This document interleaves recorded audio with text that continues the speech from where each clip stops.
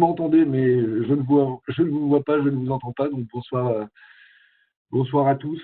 Rapidement, donc Gilles Christori, je dirige une société qui s'appelle Actebis Conseil, implantée à Villeneuve-d'Ascq, à côté de Lille, cabinet spécialisé en stratégie et en financement de l'innovation.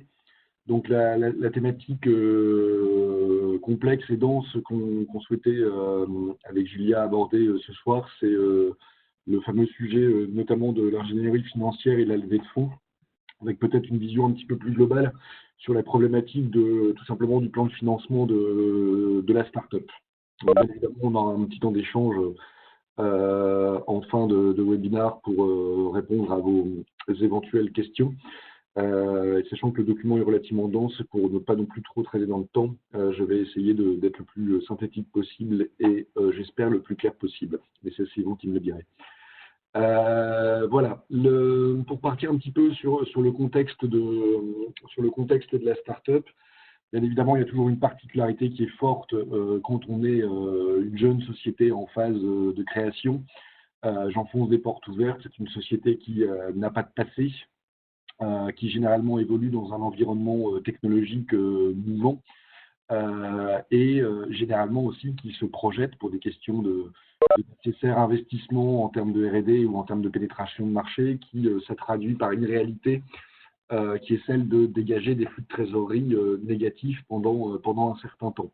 Donc ça, c'est important d'avoir toujours ça en tête parce que, bien évidemment, la start-up, elle est perçue quelque part comme comportant un niveau de risque très important pour les financeurs, quels qu'ils soient. Donc c'est une société qui n'a pas de passé, donc par définition, ce qu'il faut être en capacité de vendre, ce sont des promesses d'avenir, et on y reviendra, ce sont notamment des preuves de concept, qui est un petit peu le maître mot des financiers dès qu'on parle de start-up. L'environnement technologique mouvant, c'est effectivement généralement ce qui pousse les start-up à aller vite et du coup à devoir passer par la phase dite de levée de fonds. Et bien évidemment, les questions des flux de trésorerie négatifs qui sont générés. La question qui se pose associée à ça, c'est pendant combien de temps et comment on peut venir le financer.